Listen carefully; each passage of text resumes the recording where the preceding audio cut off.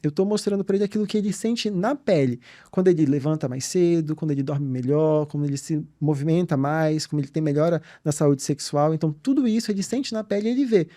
E eu fico super satisfeito em ver a mudança na vida das pessoas, porque aí sim ele vê, pô, esse médico aí me ouviu. Esse médico mudou alguma coisa em mim. Porque passar remédio, todo mundo passa, Uhum.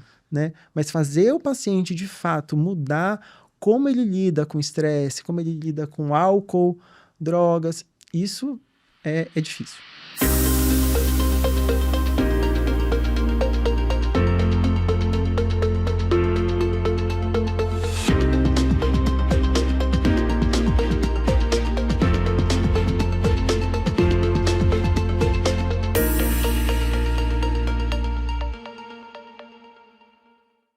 Seja bem-vindo ao Inova na Real Pod. Esse é o podcast onde nós transformamos curiosidade em conhecimento e inovação em impacto real na saúde. Eu sou o Marco Bego e nesse episódio a gente vai falar sobre um tema que tem afetado ou está presente na vida de milhões de pessoas e tem também mobilizado a ciência, os profissionais para que estudem cada vez mais métodos para tratar essa doença, né? Que é a obesidade. Então, hoje, se a gente fosse avaliar a relevância e o impacto desse tema, nós podemos dizer que hoje em dia temos mais de 1 bilhão de pessoas no mundo que convivem com obesidade. No Brasil, 1 em cada 4 adultos tem problema, se encontra nessa condição, e as projeções, se nada for feito, a metade da população brasileira pode estar obesa em 2044. Essas são informações que vêm de recortes, de artigos que estão estudando o tema e o seu impacto. E, além disso, a obesidade, além de ser o que a gente considera, todo mundo avalia, que é um problema físico ali, de aparência, mas no caso a obesidade tem outros problemas que são de saúde mesmo, como hipertensão e outros que podem afetar a vida da pessoa. Porém, uma boa notícia é que talvez nunca a ciência tenha avançado tanto como ela avançou nos últimos anos para tratar a obesidade, sejam com novas drogas, como o Ozempic e outras que têm esse efeito, além da tecnologia, inteligência artificial, wearables, tudo isso vem contribuindo para tentarmos atacar esse mal que tem participado cada vez mais da vida das pessoas e da humanidade como um todo. E hoje, para falar desse tema, a gente foi buscar uma pessoa que realmente conhece disso, que tem trabalhado com isso e que tem uma fala que transforma todo esse conhecimento em coisas que são bem palatáveis para que todos nós entendamos o que está acontecendo. O Dr. Ramon Marcelino. O Ramon é endocrinologista, é do corpo clínico do Hospital Sírio-Libanês, é do corpo clínico do Hospital das Clínicas, trabalha com o grupo de obesidade, de endocrinologia do hospital. Ele também é especialista em obesidade. O Ramon talvez seja uma das pessoas que consiga trazer para a gente toda essa visão de como a gente pode lidar com esse problema, além de ter umas mídias sociais bem legais, então fique esperto lá, depois ele vai contar isso para a gente também. Antes da gente começar, um recadinho rápido. Então, se você gosta de inovação na saúde, não esqueça de se inscrever no canal do Inova na Real, onde a gente puder, e de compartilhar esse podcast para que a gente consiga levar esse conhecimento para mais pessoas e quanto mais pessoas falando sobre isso, talvez a gente consiga mais forma de tentar transformar esse conhecimento que existe em coisas práticas para as pessoas tenham isso no seu dia a dia.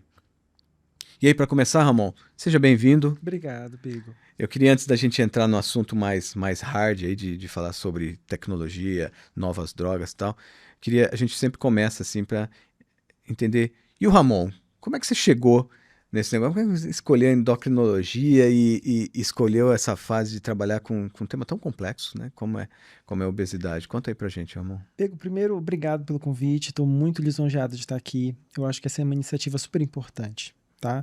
Da gente poder deixar o público bem à vontade para participar e falar sobre temas de relevância. Respondendo sua pergunta, assim, eu decidi ser médico porque a minha mãe teve câncer de mama e ela demorou muito para receber o diagnóstico.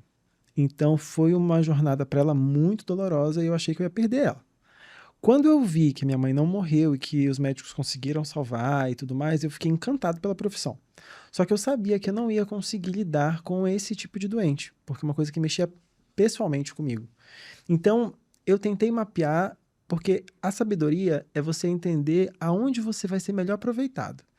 Então, eu pensei, pô, oncologia eu acho que eu não vou conseguir trabalhar, não. Mas como é que eu poderia contribuir? E aí eu vi na endocrinologia, os meus professores, eles resolviam tudo com uma caneta, um pensamento e uma folha de papel.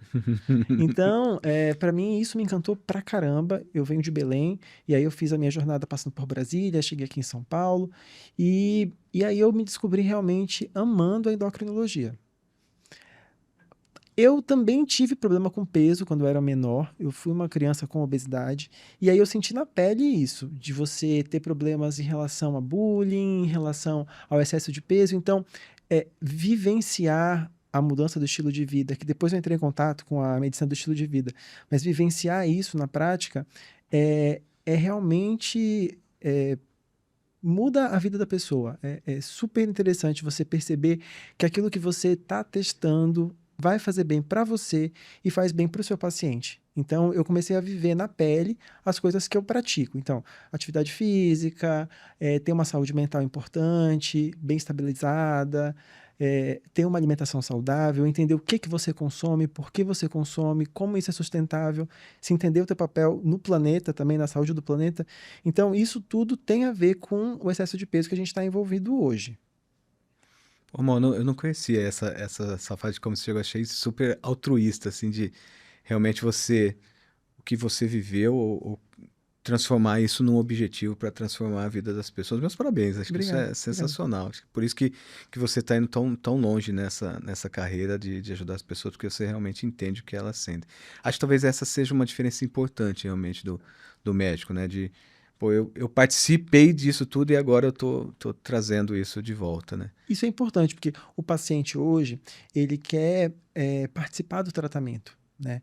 Então, ele quer saber, por exemplo, se essa medicação ela vai permitir que ele viaje, vai permitir que ele faça um almoço em casa com os filhos, se isso vai dar algum problema para ele em relação à saúde dele no futuro. Então, você explicar para ele, falar assim, olha, assim como você, eu também tenho as minhas dificuldades, eu tenho um problema de saúde, eu me cuido, eu faço por onde, porque você vai esbarrar num dilema que é, mas eu não tenho tempo, mas eu não consigo, mas eu trabalho. Eu também trabalho, eu cuido da minha saúde. Uhum. Então, é possível, você precisa dar o exemplo, porque o exemplo ele arrasta o paciente. Só a balela, só o blá blá blá, não muda ninguém. Nunca mudou e nem vai mudar. Até para saber se o que ele tá falando é verdade, né? Uhum, Quando ele volta lá. uhum, Eu imagino, teve até um médico que me disse assim, eu só sei que o paciente está dizendo a verdade, claro que isso não é um tom de brincadeira, quando ele diz, eu não tomei o medicamento. Todos uhum. os outros eu tenho Uhum. desconfiança. Então. E trabalhar isso é super importante, porque antigamente a gente tinha uma visão da medicina que o paciente era completamente paciente, o paciente cada vez menos paciente, né? Eles estão ficando impacientes, eles estão ficando mais participativos, eles estão ficando mais questionadores, e isso não é uma coisa negativa, mas tem que ser bem aproveitado. Você precisa pegar essa energia que o paciente tem de participar e utilizar ela para um bom caminho. Agora, a dificuldade é que a gente tem um dilema de tempo, né? Muita gente hoje não quer ter tempo para poder passar essa informação, para poder ter esse cuidado. Acho que esse é um dos principais dilemas da medicina hoje, fazer as coisas com mais tempo apropriado. Ô, Ramon, antes da gente seguir também, é, o que você sente, assim, quando as coisas dão certo, assim, as histórias dão certo, assim, pro médico e pro paciente? Essa relação, ela muda? Então, eu falo assim para os meus pacientes que eu, eu sempre, todo final de ano e todo final de ciclo, eu faço uma retrospectiva de como é que ele chegou e como é que ele está saindo. E eu sempre brinco com eles falando assim, ó, meu objetivo é que você chegue aqui e que você não se torne dependente de mim. Que você seja independente. Se você vai mudar de médico, se você vai mudar de jornada, vai mudar de cidade, não vai mais acompanhar, mas que você leve alguma coisa, algum ensinamento daqui. Porque trabalhar com mudança de estilo de vida é você colocar os hábitos mais interessantes e o paciente vai absorver aquilo. na medida em que ele vê essa importância, na forma que ele pode, na velocidade que ele pode. E a sua função é você estimular isso. Então, às vezes, o hábito que eu estou querendo mais implementar não é o hábito que ele vai absorver. E eu tenho que ter essa paciência, porque ele não é obrigado a me ouvir nem a me obedecer. Mas eu vou explicar para ele por que que aquilo vai fazer bem para ele. E isso em relação a peso, em relação à melhora do risco cardiovascular, em relação à melhora de dores articulares, tudo isso tem um porquê. Eu estou ali mostrando para ele que eu não estou inventando uma panaceia, vendendo uma falácia. Eu estou mostrando para ele aquilo que ele sente na pele. Quando ele levanta mais cedo, quando ele dorme melhor, quando ele se movimenta mais, como ele tem melhora na saúde sexual. Então, tudo isso ele sente na pele e ele vê. E eu fico super satisfeito em ver a mudança na vida das pessoas, porque aí sim ele vê, pô, esse médico aí me ouviu. Esse médico mudou alguma coisa em mim. Porque passar remédio, todo mundo passa, né? Mas fazer o paciente, de fato, mudar como ele lida com estresse, como ele lida com álcool, drogas, isso é difícil. Se você pudesse citar, assim, o que é mais desafiador, assim, o paciente mais desafiador para tratar? Tem alguma coisa em especial quando você olha e fala, nossa, isso vai dar galho? Olha, eu vou te falar que paciente que já foi maltratado. É melhor você pegar uma pessoa que nunca assim, fez nenhum tratamento, virgem de tratamento, do que você pagar um paciente com sequela de tratamento para obesidade. Porque é muito difícil. A gente vive numa sociedade que ela é gordofóbica, né? Em vários níveis, em várias searas.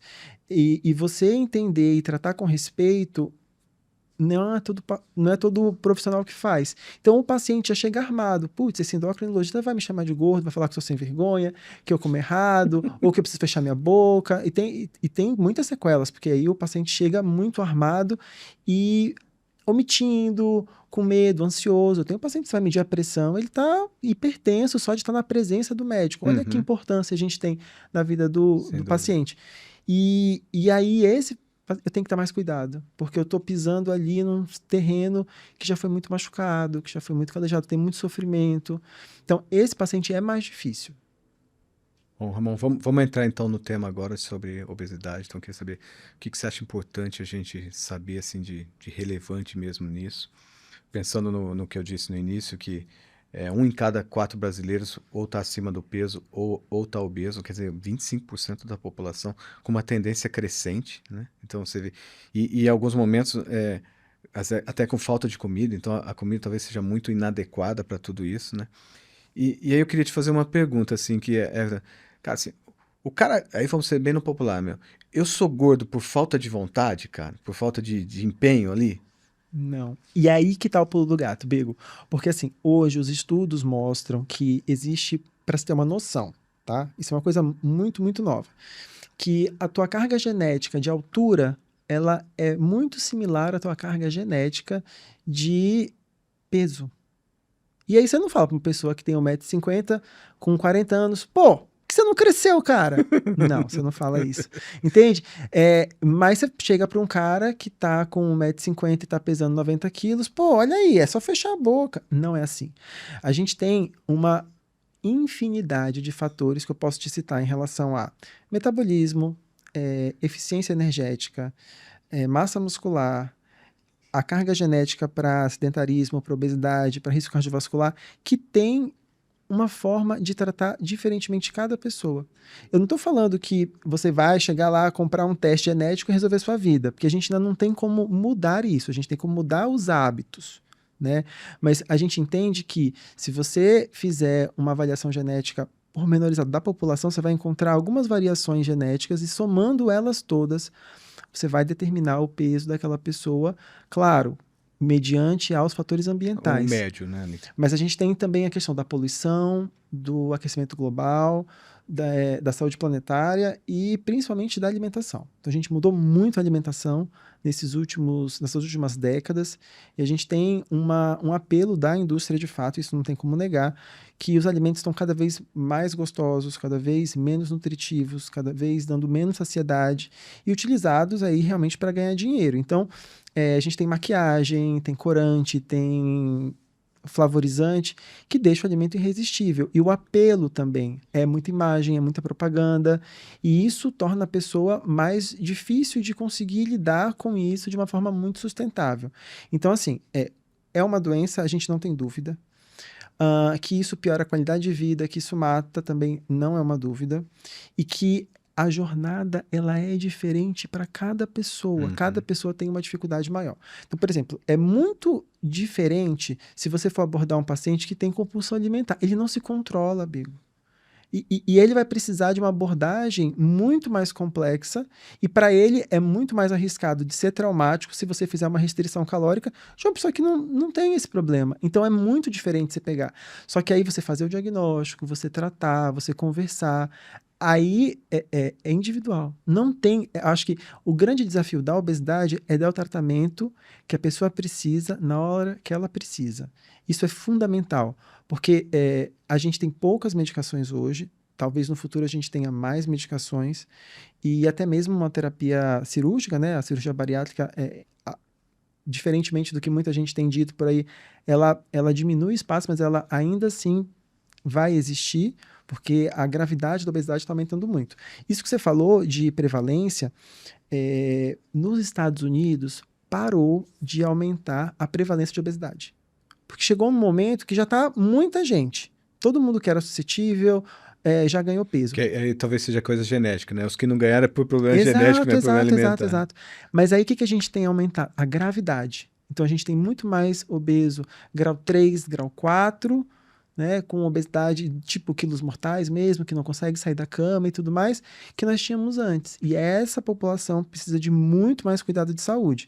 Oxigenoterapia, cirurgia bariátrica, auxílio, home care. Então, a gente está aumentando também nesses países a gravidade. No Brasil ainda não chegou nesse ponto, ainda aumenta de fato a prevalência, mas é uma questão de saúde pública, isso com certeza. Ramon, e quando a gente fala assim, obesidade, grau, saber se eu sou obeso, se eu estou acima do peso, porque às vezes os cálculos mudam, né? Até vi recentemente mudou a forma. Tem como eu explicar fácil assim, como eu saber se eu estou acima do peso, se eu estou obeso, tal? Eu consigo eu mesmo saber se eu estou? É possível? Olha, sim, a gente tem até um tempo atrás, a gente utilizava o IMC. E a gente percebeu que IMC é uma coisa, é um cálculo que você pega o peso divide pelo quadrado da altura e você tem ali o índice de massa corpórea. O peso em quilo dividido pelo quadrado da altura em centímetros ou em metros. Em metros. E aí você tem uma faixa de normalidade que vai de 18 até 25, de 25 até 30 tem o sobrepeso, e aí começa a obesidade a partir de 30. Grau 1, grau 2, grau 3. Tá. E nós temos uma dificuldade porque tem pessoas com diferentes composições corporais. Então, se você pegar um cara que é super musculoso, você pode esbarrar aí no sobrepeso ou numa obesidade, e na verdade ele não tem excesso de tecido adiposo. E a obesidade em si é o excesso de tecido adiposo, então ele entraria na classificação, mas não necessitaria de ter uma abordagem ali nem comportamental, nem cirúrgica, a gente estaria fazendo um falso diagnóstico, um super diagnóstico. Mas ao mesmo tempo, nós também temos pessoas que são muito magras, que são sedentárias e são sarcopênicas. O que isso quer dizer? Tem pouca massa muscular. E essa massa muscular, na verdade, é gordura, e aí essa pessoa se enquadra nos novos critérios de obesidade, a depender, por exemplo, do percentual de gordura, visto por ou bioimpedância, ou densitometria de corpo inteiro, ou por medidas de circunferência, como circunferência abdominal aumentada. Então, a gente pode utilizar, por exemplo, a circunferência abdominal ou relação cintura-quadril ou cintura-altura para poder determinar isso. Mas é aquela cara é magrinha, mas tem um puta barrigão, exatamente. Né? E essa gordura visceral, ela tem comprovadamente uma relação com o aumento de risco cardiovascular. Então, mesmo que você, por exemplo, tenha um IMC que seja dentro da faixa de normalidade, se você tiver uma circunferência abdominal aumentada, você pode ser enquadrado no novo diagnóstico de obesidade e você tem mais fatores de risco cardiovascular do que um companheiro, uma pessoa que não tem essa circunferência abdominal aumentada. Ramon, e aí pensando nisso, então, a prevalência está aumentando no Brasil, em outros países que a prevalência aumentou, aumentando a gravidade. O que é de novo no tratamento da obesidade? Assim, essas novas drogas aí, o Ozempic, o Wegovy, né? Elas realmente são transformadoras? Pelo seu conhecimento, assim, o que é de novo que pode ser transformador pensando no nosso objeto principal aqui, que é a inovação trazendo para resolver a vida das pessoas, né? Tá. O que é de diferente nessas drogas novas? É a forma como elas são estudadas. Então, até mais ou menos os anos 2010, nós tínhamos uns critérios para aprovação de medicações para emagrecer, que para você ter essa aprovação, o medicamento teria que ter uma perda de peso de 3 a 5%. E aí, às vezes, faziam combinações, até nos Estados Unidos a gente tem a fentermina com topiramato. Então, eles às vezes até combinavam as medicações para ter esse critério.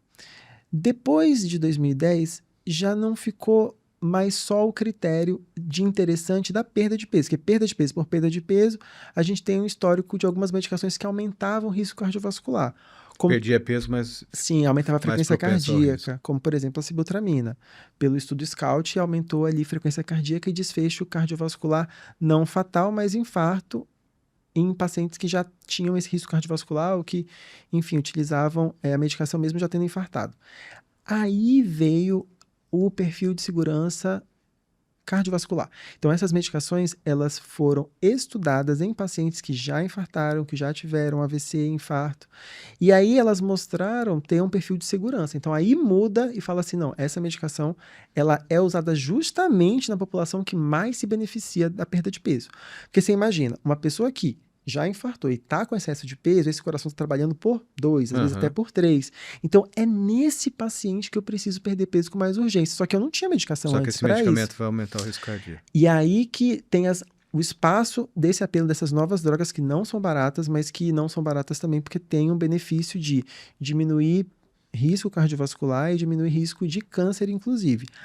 E isso mediado pela perda de peso. A gente não tem essa certeza de que o mecanismo específico da medicação faça isso independente da perda de peso. A gente tem isso agregado à perda de peso. Uhum. Tá? Quer dizer, o risco é tão alto que compensa possíveis sim, efeitos colaterais que a gente... E custo. A gente está falando de saúde pública, né? Uhum. Então, se a gente for dar essas medicações para todo mundo que precisa, a gente vai falir o sistema. Tá? Então a gente também tem isso para discutir lá na frente. A gente está falando quanto custaria um tratamento sim. desse? Você tem ideia de quanto custa isso? Então, porque a gente teria uma força do mercado de tornar mais barato, uma vez que isso vai atingir uma escala maior. Entendi. Né? Mas eu te falo, em qualquer país hoje é insustentável você tratar todo mundo com essas medicações. Não existe um país que fale... O tratamento disso custa quantos? R$2.000, R$5.000? Quantos é? Ou mais. E pensar que é um tratamento crônico. Tem pessoas que vão utilizar isso pelo resto da vida. Entendi. Tá? Então é um tratamento crônico. Mas o mais importante é a gente entender que assim, também não são isentos de efeitos colaterais. Uhum. Você tem náusea, enjoo, refluxo. São medicações que precisam ser prescritas e ter um acompanhamento médico, porque tem contraindicações. Ainda assim, tem um tipo específico de câncer de tireoide que você não pode utilizar, o câncer medular de tireoide. E também tem a questão dos efeitos gastrointestinais e principalmente a questão da dose, fazer a titulação da dose e entender o caráter permanente ou não da prescrição. Tem gente que não vai precisar de fazer um tratamento a longo prazo com a medicação, que consegue mudar o estilo de vida e aí vai muito bem, mas tem gente que vai precisar de usar por mais tempo. A gente até tentou falar com um dos laboratórios, né, que faz esse tipo de droga. E aí, quando a gente pediu se eles poderiam participar de uma conversa, falaram, olha, primeiro que eles têm um problema de compliance, que só falam para médico, para evitar, né? Ela ainda não é para obesidade, ela é para diabetes. Isso está falando de Mounjaro, Zepbound, tirzepatida. Porque aqui no Brasil nós já temos a aprovação, isso a gente falava antes, para o Ozempic, que é a semaglutida, que é o Wegovy, que não tinha aprovação para obesidade. O Wegovy é a versão do Ozempic para obesidade. Tanto é que a progressão de dose dele é diferente, as canetas são bem parecidas, mas você tem as dosagens de 0,25, 0,5, 1, 1,7, 2,4, que são as dosagens das duas últimas para obesidade. O Mounjaro, ou a tirzepatida e o Zepbound, ele é a linha da perda de peso, da obesidade, e o Mounjaro para diabetes. Então, é uma medicação que é aprovada hoje no Brasil para diabetes, mas que muito provavelmente vai ter o lançamento do Zepbound para os próximos anos aí em relação à obesidade. Mas é um remédio realmente que se mostrou superior aí à semaglutida, né, que é esse outro do Ozempic que eu te falei, justamente por ele ser um agonista de 2 hormônios, o GLP-1 e o GIP, e tem um benefício a mais na perda de peso. Se você for olhar na comparação dos estudos droga a droga, essa nova medicação, que é tirzepatida, mostrou superioridade em relação à semaglutida. Isso aí a gente sabe. Mas, mais uma vez, a gente tem espaço para medicações. É muito oportuno para todo mundo que tem essa concorrência, que os preços de fato eles abaixem e que novas medicações possam ser descobertas e possam ser vendidas, porque tem alguns pacientes que respondem a uma e não respondem a outra e vice-versa. Então, é oportuno que tenha essa concorrência mesmo. E também não dá aquela, né, irmão? Pô, eu pego a receita do vizinho, vou lá e dá, a dose assim, tal, mando ver e tal, hein? Bem interessante falar isso sobre tem acontecido isso. muito, né? Tem acontecido bastante, mas e a gente também, mais uma vez, a gente tem estudos falando sobre isso, né? Tem um estudo europeu que saiu mais ou menos uns 2, 3 anos atrás que comparou pacientes que têm um perfil comportamental específico, comer emocional, pessoa que faz um grande prato de comida, ou pessoa que come muito à noite, e aí separou esses perfis comportamentais e tratou de forma diferente. Ele percebeu que a partir do momento que você separa o paciente e faz um tratamento específico, minimamente guiado por esse perfil comportamental, você tem melhores resultados. Então, pode ser que a sua medicação, o seu comportamento, seja completamente diferente do seu vizinho e que a medicação para ele, inicial, deva ser diferente da sua. Então, às vezes, seu vizinho belisca pra caramba e você não. Você gosta, na verdade, de beber muito vinho e aí uma medicação que vai cobrir essa parte é diferente de uma medicação do seu vizinho. Então, isso é super importante porque eu acho que a principal dificuldade é a pessoa fazer um tratamento que é caro, não é um tratamento barato, gastar dinheiro, gastar intenção, gastar energia, tempo e não ter o benefício e achar, poxa, eu não consigo mesmo. E não é verdade, você não conseguiu porque você não foi a melhor abordagem para você, por N motivos, ou porque você não procurou uma ajuda médica ou porque a ajuda médica não chegou no momento certo. Teoricamente, assim, a gente poderia falar que eu posso até, se eu fizer isso, eu poderia estar até jogando dinheiro fora, poderia estar usando um medicamento que seria muito mais caro do que eu preciso, que não me traria o efeito que eu preciso, né? Às vezes compensa ir lá e falar com o especialista nessa coisa que sempre compensa, mas procurar uma pessoa que você sinta à vontade, porque é muito importante que tenha uma transparência muito, muito grande no atendimento. Porque os efeitos colaterais, por exemplo, eles existem. Você precisa falar para o seu médico, olha, eu não estou disposto a ter náusea, ter enjoo, para mim não funciona, vamos procurar uma outra alternativa. E não achar assim, é o fim da linha. Não existe fim da linha, sempre existe uma forma da gente conseguir ajustar, da gente conseguir prestar uma melhor assistência, mas precisa acreditar naquilo que você está fazendo, né? Essa é uma coisa que é sempre preocupante, né, em doenças, né, se a gente pode falar assim, da obesidade, que são doenças comuns, porque a gente acha que é natural, né, a gente entender que, poxa, se funciona para um, funciona para outro, eu ainda não cheguei lá porque eu não fiz igual a ele, e é o que você está falando, né, essas coisas não fazem nenhum sentido, porque as pessoas são muito diferentes nos seus hábitos, comportamentos, muito diferentes. e até que você falou na carga genética, né? Então isso também eu teria que levar em consideração para pensar numa coisa. A questão da carga genética, Bego, é muito interessante você pensar que, às vezes, o seu tratamento não vai impactar só você, vai impactar nos seus filhos. Então, você... Peraí, como é que é isso? Conta essa história aí. Se eu tomar assim, agora... Se os seus filhos te veem praticando atividade física, te veem comendo frutas, verduras, legumes, se você passa essa educação para eles com o seu exemplo, você está prevenindo a obesidade nos seus filhos. Você sabia disso? Faz todo sentido. É aquilo que você falou do exemplo, né? É o exemplo do médico com o paciente, do paciente com o familiar. Então, tem várias famílias que, principalmente tratando de obesidade infantil, a gente tem que tomar um cuidado muito grande de não estigmatizar a criança. Então, às vezes, chega aí os pais, né, e falam assim, você tá vendo? Você tá com obesidade, você tem que parar com isso, você tem que comer, você tem que... Mas quem compra o Danone? Quem compra o sorvete, salgadinho? Então, aí você fala, não, mas calma aí. Vamos baixar aqui os ânimos e falar assim, mas ele vai pro supermercado, sacolão, e compra tudo? Como é que ele paga? Aí o pai entende, eu falo assim, olha, então vamos lá. Fulano é o menor de idade, tá doente, a gente precisa melhorar isso, precisa tratar isso, mas não é dessa forma, estigmatizando, punindo, não, a gente vai aumentar a oferta, a gente vai apresentar novos alimentos, apresentar novas texturas, explicar para ele qual a importância disso e principalmente estimular a atividade física que tem interação social, porque é uma criança em desenvolvimento, aprender a ter disciplina, aprender a ter ordem, a entender esse mecanismo. Então, é super importante de dar o exemplo. Então, não adianta o pai tomar refrigerante na frente do filho e querer que o filho perca peso e não... Ué, mas meu pai está tomando. Então, é uma cultura familiar. Então, eu vou precisar que o pai mude para que a criança mude.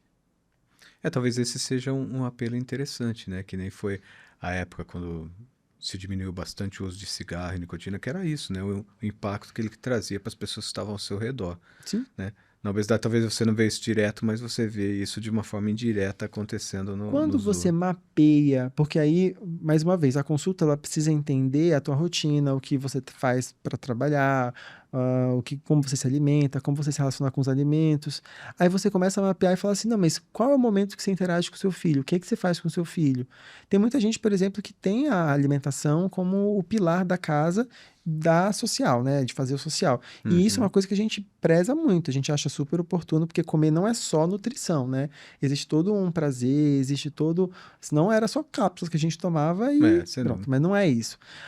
Mas a questão principal é você tornar isso sustentável, saudável. Uma coisa é você ter um comer emocional, que é você comer um docinho que você gosta e tal, mas numa quantidade e numa frequência que é suportado pelo seu corpo. Se você começa a comer e não dormir bem, porque você está sufocando à noite, aí está fora do controle, aí precisa de ajuda mesmo. Legal, Ramon. Acho que a gente conseguiu cobrir uma parte do assunto nesse início. E aí, antes da gente entrar numa segunda, falando de mais da tecnologia, do futuro, da inovação, eu queria fazer com você um joguinho de mitos e verdades, assim, né, nesse tratamento de obesidade. E aí você fica à vontade se você precisar dar alguma explicação e tal. Então, assim, o que a gente já falou, né? Obesidade não é questão de força de vontade. Não é. Ou isso tá dentro ali, tá? Não é. Inclusive, se você pegar pessoas, por exemplo, com compulsão alimentar, são pessoas que, na maioria das vezes, têm um controle exacerbado em várias áreas de trabalho, são pessoas de alta performance, e você fala assim, poxa, engraçado, né? Peculiar isso. Porque você consegue se controlar em tudo, mas menos na alimentação. Engraçado isso, né? E aí você vai ver que realmente tem uma disfunção orgânica, às vezes precisa de medicação e tudo mais, mas não é falta de vontade. Claro que é necessário ter falta de vontade para o tratamento, mas quando o tratamento não dá certo, muitas vezes não é falta de vontade. Quem toma remédio para emagrecer sempre engorda de novo quando para? Super interessante isso. Ó, se você... não, isso é mito, tá? Se você fizer uma mudança no teu estilo de vida e você suspender o remédio, você pode até ter algum reganho de peso, mas não vai ser a mesma coisa que você tinha antes, porque você mudou os seus hábitos. A mesma coisa também a gente vê, por exemplo, se você toma só o remédio e não muda nada. Tem gente que faz isso? Tem bastante. Tem gente que só toma o remédio, perde a fome, mas ele já não comia com fome antes. Ele comia de forma descontrolada, enfim, para sentir prazer, ele comia para diminuir a ansiedade, ele comia para se recompensar. Não vai perder peso. Então, da mesma forma como se eu só usar o remédio, eu não vou perder peso, se eu suspender o remédio, mas mudar os meus hábitos, eu não vou reganhar esse peso. Então, é importante de dar a importância do remédio. O remédio é um facilitador. Você vai diminuir um sintoma que é a fome. A gente não tem nenhum remédio que aumenta queima de fato de caloria Uhum. ainda, porque aí a gente vai ter alguns remédios que vão aumentar Segura aí que o nós vamos falar sobre metabolismo, isso. mas a gente tem remédios que diminuem o apetite, que diminuem a fome e que diminuem a impulsividade para o consumo do alimento. E aí, o que você vai fazer com essa fome reduzida é implementar esses novos hábitos. Você perceber uma nova quantidade de alimento que vai conseguir sustentar e vai conseguir que você tenha ânimo, que você, de fato, tenha energia para fazer suas atividades, mas sem ter o excesso. E a obesidade pode causar outras doenças como diabetes, problemas cardíacos? Nós temos uma lista interminável de doenças, mas eu vou falar sobre algumas que normalmente as pessoas acabam esquecendo.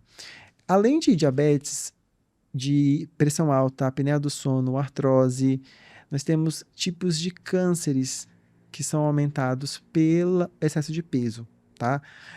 A gordura, ela é um tecido hormonal, ela produz muito hormônio, apesar de muita gente não entender muito bem isso, mas é por isso que o endocrinologista também cuida de obesidade. Porque a gordura é um tecido endócrino e ele pode produzir muito hormônio feminino, muito estrogênio. Então, por exemplo, o risco de câncer de mama, câncer de endométrio é aumentado. Mas não só esses tipos. Câncer de colo retal também é bem associado com excesso de peso. E a gente está vivendo aí um Um aumento aumento expressivo, né? alarmante, inclusive pessoas famosas passando pelo problema e tudo mais. A gente teve uma recomendação nova de reduzir a idade, olha só isso, reduzir a idade do rastreio de câncer coloretal. Antigamente era com 50 anos, hoje está com 45. O que está acontecendo? A gente está tendo um aumento nas taxas desse tipo de doença. E, Ramon, dietas radicais funcionam melhor do que tratamentos médicos? Então, vamos falar sobre dietas radicais. Dietas radicais, elas. O nome está falando, é radical, né? Então, você vai conseguir manter isso por longo tempo? Muito provavelmente não. A estratégia nutricional, ela tem que ser individualizada. Tem gente, por exemplo, que não consegue ficar muito tempo sem se alimentar, porque precisa do alimento, porque fica mais ansioso, então a gente tem que fracionar melhor a alimentação. Mas tem gente, por exemplo, que não teria problema em fazer um jejum intermitente. Mas lembrando que não é a única estratégia. Tem gente que vai gostar mais de reduzir o carboidrato da alimentação, tem gente que não consegue ficar sem carboidrato. Então, o que a gente tem hoje? Tem algumas estratégias nutricionais baseadas principalmente em grandes estudos mostrando aumento de expectativa de vida com essas abordagens nutricionais, com essas dietas. A gente tem dieta do Mediterrâneo, que ela é bem estudada, tá? Mostrando realmente que consumir alimentos com redução da matriz proteica. O que isso quer dizer? Consumir menos carne. Consumir menos carne parece que realmente tem uma diminuição no risco aí de ter doenças Carne no vermelha, futuro. seja. Mas, de forma geral, tirando essas recomendações, a gente priorizando alimentos naturais aos enlatados é uma das dicas mais fáceis da gente conseguir se livrar desses modismos. Então, descasque mais e desembale menos. É o Boa, mantra. boa. E aí o povo quer saber, Ramon, vai ter Ozempic genérico? Muito provavelmente sim, porque a patente deve cair. Mas antes de ter o Ozempic genérico, esses valores devem baixar antes de ter o genérico, justamente porque vai ter os concorrentes de novas medicações mais modernas. A liraglutida, que é o anterior à semaglutida, já vai ter o genérico agora esse ano, então já vai cair patente e vai ter uma redução de custo, tá? E aí isso deve Desculpa, eu te acontecer. interromper. Esses medicamentos parecem tão novos assim. Por que eles estão caindo a patente? É porque a droga foi descoberta há muito tempo atrás? É isso? Na Para outra verdade, não função? é tão novo assim, não. Liraglutida é o Saxenda.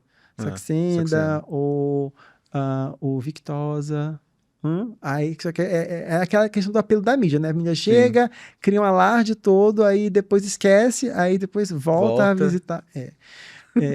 Mas teve isso também. Na época do boom da caneta do Victoza e do Saxenda, teve também isso. E vai começar a ser produzido aqui no Brasil, pelas outras concorrentes aí, da Novo. Mas isso é importante porque vai baratear, né? Mas são medicações mais antigas, mas que têm seu espaço também. Ô, Ramon, e a maioria de aplicar, você não tem isso de boca? Porque tem gente que tem, né, Temos estudos, horror. temos uma molécula. Assim, vamos lá. Temos uma molécula que está sendo estudada. É porque, como é uma proteína, um peptídeo, então se você põe via trato digestivo, tem que ter uma tecnologia muito diferente para conseguir proteger esse peptídeo do suco gástrico, da digestão das enzimas e que seja absorvido. Então, a gente tem uma ou outra medicação em desenvolvimento e a gente tem o Rybelsus, que é a semaglutida oral, aprovado para diabetes, né, que pode ser usado off-label para perda de peso, com algumas ressalvas. Mas temos uma medicação chamada Orforglipron, que tem essa premissa de ter um tratamento para perda de peso e diabetes, mas sendo um comprimido. Então aí vai tornar a vida de quem tem medo de injeção mais fácil e Sim, precisar sim, do, sim, do sim. E tratamento. também a questão do tempo, né? Tem estudos aí tentando, ao invés de uma semana, fazer um mês de aplicação, uma coisa mais simples. É sempre importante da gente ter isso em mente, que o tratamento da obesidade ele precisa ser simples, ele precisa ser o menos complexo possível, porque aí ele vai conseguir ser implementado. Desconfie de tratamentos assim muito complexos, porque realmente a possibilidade de você entrar pelo cano é muito alta. Pensando nisso, Ramon, assim, se a gente fosse analisar assim, o que é mais eficaz? Então tem lá desde a bariátrica, né, Uhum. até os medicamentos aí de última geração que você falou que são hormonais, né? Isso está lá no fim da coisa. Você conseguiria dizer assim, o que é mais eficiente desse leque de possibilidades para o tratamento da obesidade, ou todos eles são... Todos eles têm seu espaço. E eles, inclusive, têm o espaço na mesma jornada do paciente. Então, tem paciente, por exemplo, que vai usar medicação, e aí depois vai partir para uma cirurgia bariátrica, e depois vai voltar para a medicação, porque a doença sai do controle. Então, a gente tem pacientes que precisam de um suporte medicamentoso cirúrgico e depois novamente medicamentoso. Então, sempre tem que reavaliar a intensidade da doença, o grau de tratamento e também entender que o paciente ele tem a vida dele, né? Ele não é Ele não vive só em função não desse vive só em problema, função né? desse problema. Então vai ter momentos que ele vai estar com maior disponibilidade de tempo e vai ter tempo que realmente a gente vai, não, vamos ter um mínimo de atenção aqui, você segue a sua vida, você resolve esse problema e depois você volta para o tratamento de uma forma mais intensiva. Eu acho que essa é a grande pérola que a gente deve passar para o paciente com obesidade, porque na verdade ele não vai realmente necessitar da mesma intensidade de tratamento, mas ele nunca pode se esquecer que ele precisa de algum período de alguma atenção sobre isso. Então, por exemplo, eu vou parar de tomar o remédio. Tudo bem, a gente pode esquematizar isso, mas você não pode parar a atividade física, você não pode parar a sua alimentação, você não pode parar o seu lazer, você não pode parar aquilo que te dá prazer, porque senão você vai voltar completamente como você estava antes, e aí isso vai fazer você ganhar peso. Ramon, olhando para frente agora, para o futuro, assim, do que é inovador. Então, essas novas drogas, não tenha dúvida que estão transformando, né, a vida das pessoas. Mas, como você falou, não é só isso, né? Isso é parte do processo como um todo. Existe alguma coisa que você consideraria, assim, de suma importância, assim, e aí dando uma coisa que eu vejo, assim, muitas vezes, por exemplo, você faz o tratamento e são momentos que você passa com alguém que está te acompanhando, mas nesse outro período você fica mais solto ali, né? Tem alguma coisa que você vê assim no futuro que você conseguiria tratar isso integral, monitorando essa pessoa o tempo todo? Tem alguma coisa que tá começando a pensar sobre isso? Ou isso é muito além do que a gente está nesse momento, né? Não, a gente tem uma proposta de utilizar Big Data, tá? Então, o seu celular vai monitorar, por exemplo, o quanto você tem de deslocamento, o que você consome, para entregar para políticas públicas as concentrações e aonde as pessoas têm mais dificuldade com excesso de peso, onde vai precisar de mais recurso, o que está acontecendo. Então, saber aonde alocar o recurso, saber onde ter a política pública para aquilo, vai ser fundamental. Então, o manejo de Big Data parece ser uma alternativa para a gente gerenciar custos, uma vez que é uma doença muito cara de tratar e super prevalente. Então, você entender que o Bego, ele consome iFood, ele consome mais alimento assim, assensado porque ele pede, e aí esses dados são, né, classificados, categorizados, digeridos, claro que com a legislação pertinente, mas para mostrar, olha, governo, precisa de atenção aqui, porque essa população está com taxas muito acima do normal de obesidade do que a outra que não vai precisar tanto desse recurso. Uhum. Então, vamos colocar aqui um centro, vamos colocar aqui uma atenção especial de políticas. A gente tem política pública, de fato, que tem o impacto que a obesidade precisa? Não, nós não temos política pública de fato para isso, tá? A gente tem algumas iniciativas que são louváveis, como por exemplo a rotulagem do alimento de forma mais fácil, que agora entrou em vigor, você consegue ver aquelas marquinhas em preto e branco, mostrando alto açúcar, alto gordura, Açúcar. alto.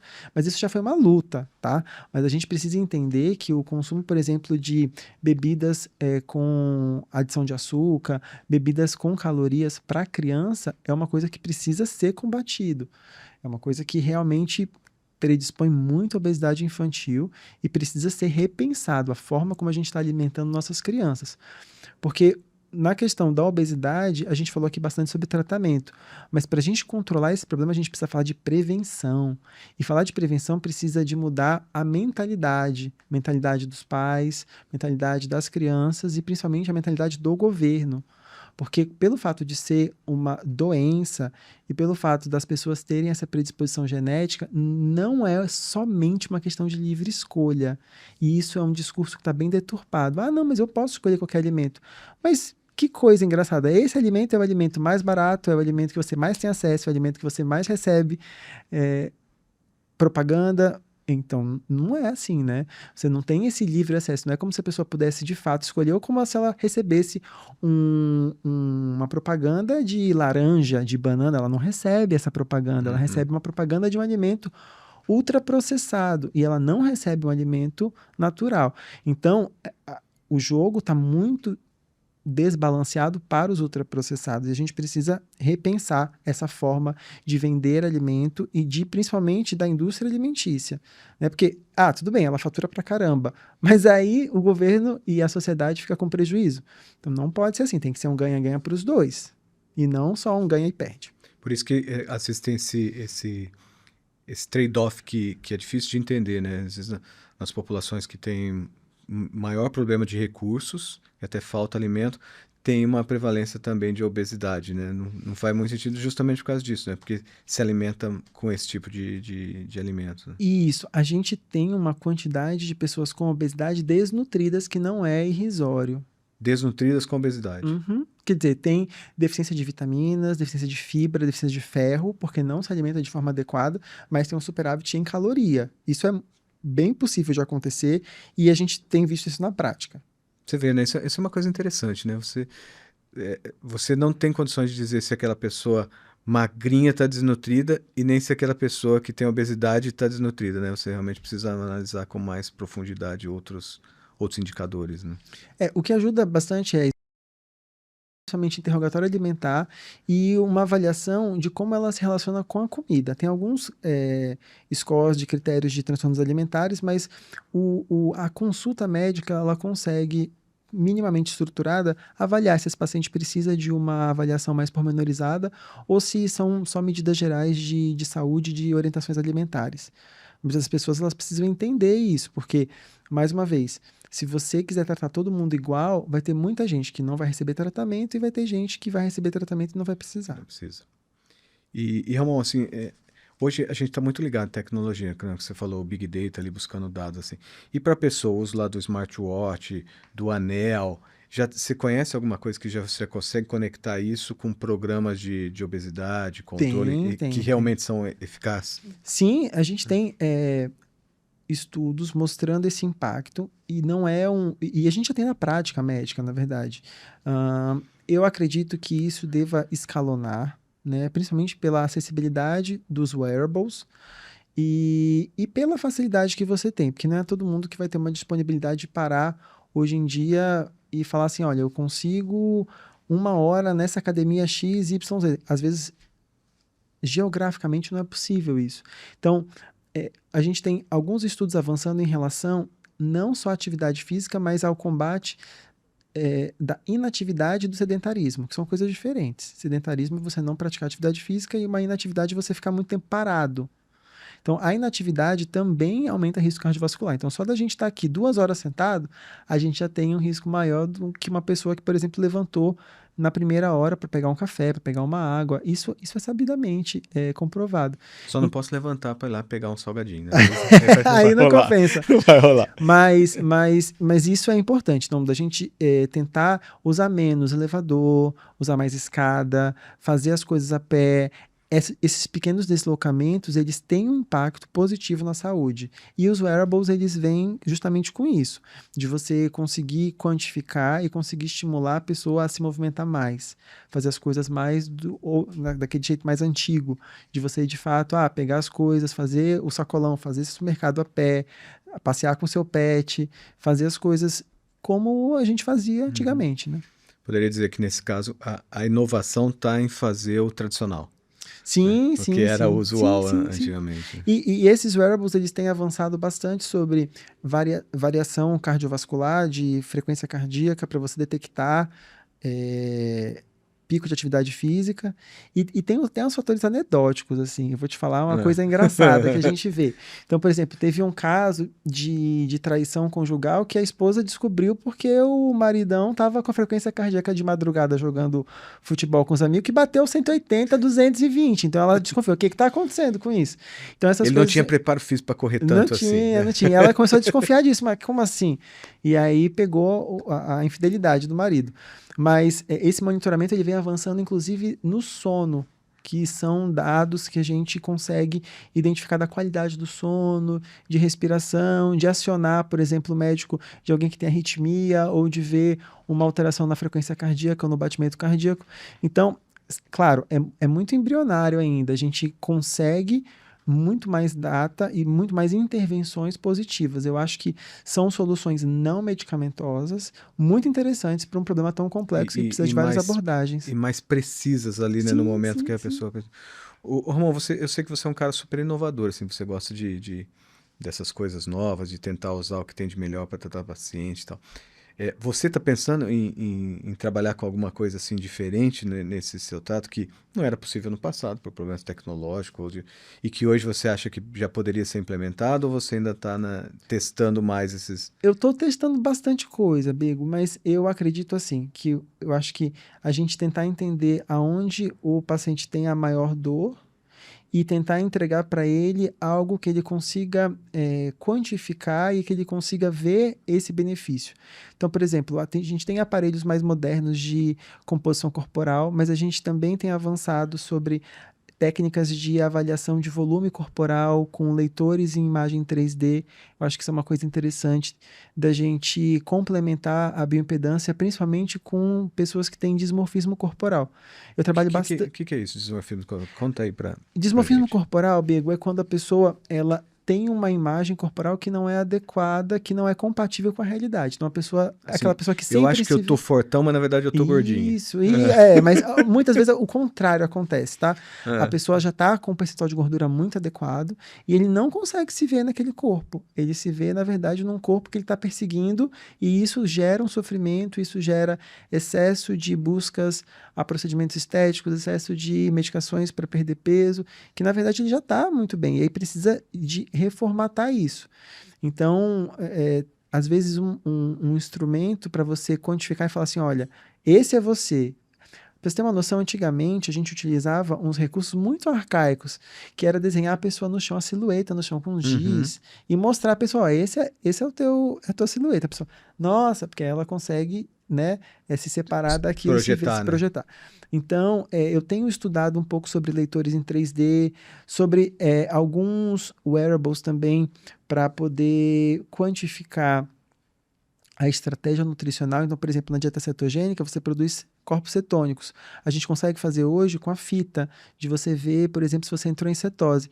Mas tem alguns wearables que você consegue ver em tempo real, como se fosse o leitor de glicemia. Entendi. Isso também é uma estratégia que pode ser utilizada, mas, mais uma vez, são coisas que são... Cetogênica, desculpa te interromper. Uhum. Cetogênica é quando você fica bastante tempo sem se alimentar, é isso? Não, que você, na verdade, passa uma alimentação com uma quantidade muito restrita de Ah, carboidrato entendi. e a pessoa acaba consumindo todo o carboidrato do próprio corpo, a reserva de glicogênio, e ela começa a produzir corpos cetônicos, que são metabólitos da queima da gordura, para ela poder fazer o metabolismo energético. Uhum. Então, tem várias ressalvas em relação a isso. A gente tem essa dieta muito bem estabelecida em pessoas, por exemplo, que têm epilepsia, que tinham muitas crises e acaba fazendo a alimentação para diminuir a crise, mas também para perda de peso e para o tratamento de diabetes tipo 2, descompensado associado à obesidade.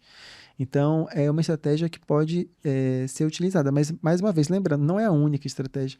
A gente tem várias estratégias aí, pode ser uma dieta balanceada mesmo, com redução da quantidade de calorias, que se adapta muito bem à rotina do paciente. Então, sair do modismo ela é fundamental. É um problema complexo, precisa de uma indicação certa, com uma condução adequada.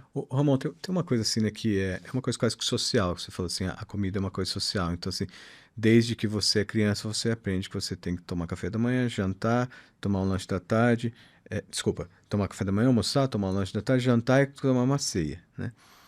E me parece que às vezes você fica meio preso a essa dinâmica de você ter esse monte de refeição. E aí você não calibra, né, o que você come em cada...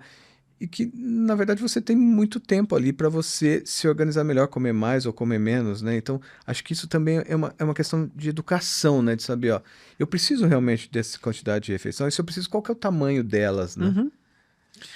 Estruturar isso é o papel do nutricionista. A gente faz algumas orientações pontuais, mas é muito importante da gente entender que se a pessoa tem obesidade, alguma coisa está ocasionando isso. Além de, claro, aqueles fatores ambientais e genéticos, a gente precisa partir desse pressuposto que algo precisa mudar. Então, acho que o mais importante é você motivar o paciente a querer, de fato, entender que ele veio até você para mudar alguma coisa, que não está tudo 100%. E que ele Então, provavelmente não sabe o que é, né? exato, e a gente vai descobrir isso junto. Mas, claro, a questão das quantidades, ela, na maioria das vezes, está desregulado. Então, a pessoa está comendo mais e ela tem essa impressão de que, como todo mundo ao lado dela come mais, Uhum. então é normal isso. Mas veja bem, a questão da quantidade passa também pela densidade calórica. Então a quantidade podia ser igual, mas aí a quantidade de gordura que é adicionado hoje na alimentação é muito maior do que era 50 anos atrás. Então a gente vai ter uma mudança em relação a isso. A gente pode mudar em densidade calórica, mas aí a gente vai ter que mudar o tipo do alimento também. Então a matriz energética do animal para mudar para o vegetal, para poder mudar isso da questão dos embalados, dos embutidos para o natural. Então vai precisar de ter essa repensar.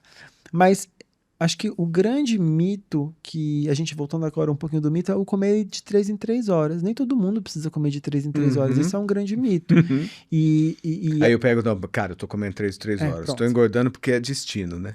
Então. E na verdade, não tem isso em nenhum guideline, nenhuma recomendação de que isso vai. Isso acabou caindo no imaginário popular e ficou. E aí eu tento desfazer essa confusão. Eu não perco peso porque eu não como de 3 em 3 horas. Eu falei assim, não é por aí. Pensa aqui comigo. Se você, aí eu sempre faço esse exercício com o paciente que me questiona isso. Se você não comer o dia inteiro, você acredita que ainda assim você vai manter o seu peso? Não faz Não sentido, né? vai, né? Então Vai vai cair, perder né? peso, vai. Então a gente precisa achar uma quantidade que permita que você coma, que você tenha a sua nutrição, mas que também permita que você alcance o seu peso, que você se sente melhor. Que também tem mais um mito, o peso ideal.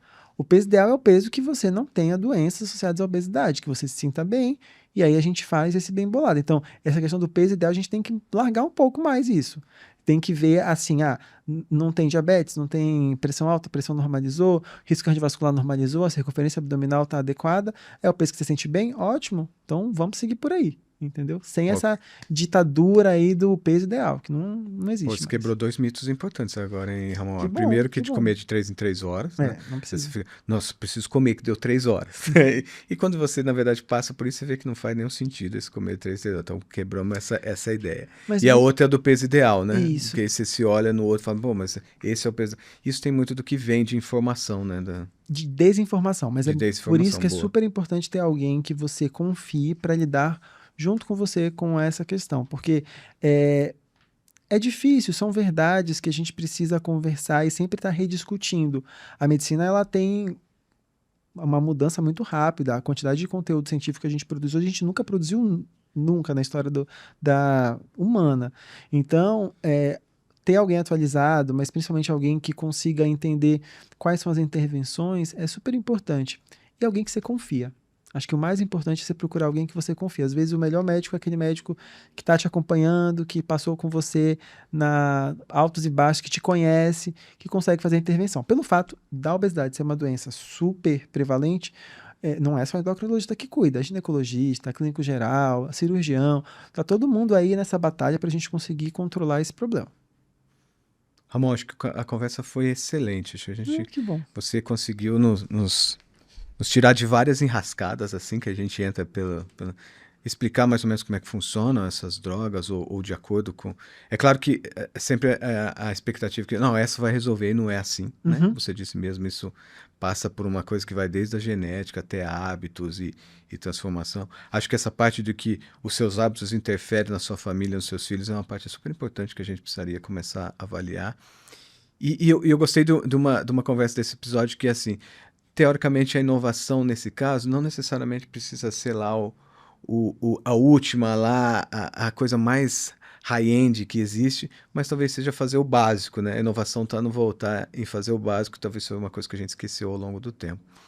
Queria te agradecer demais, assim, a hora já bateu aqui, Opa. né? A gente está finalizando, mas eu queria te dar uma última voz aí, uma última palavra do que você queira dizer, seja da obesidade, seja de você, o que você está fazendo aí para a gente fechar aí com Obrigado, Diego, o seu obrigado. pensamento aí dessa coisa, por favor. Vou mandar uma mensagem para você que tem problema de excesso de peso e acha que é um caso perdido. Não é um caso perdido. Você precisa de uma abordagem de uma doença séria, que tem diagnóstico, tem tratamento e tem prevenção. Então, não desista. Você tem necessidade de ter uma ajuda adequada, mas tem solução. Não deixe para depois. Comece logo, comece agora. E, principalmente, não é impossível. Acho que essa seria a minha mensagem mais importante para você que acha que não tem solução. Tem solução. Tem sim. Pô, adorei, gente. Obrigado. Obrigado demais, assim, Ramon, Nada. por você ter aceitado o convite. Sei que é super difícil a logística. E agora a gente vai encerrar mais um Inova na Real Pod. E eu gostaria de convidar para vocês para acessar o canal, deixar lá sua mensagem, seu like, faça sua assinatura e ajude a gente a levar mais essa informação, como a de hoje, que o Ramon trouxe aqui, esse recado final, assim, avassalador para quem acha que precisa mudar alguma coisa. Então, vamos com a gente. Obrigado, Ramon.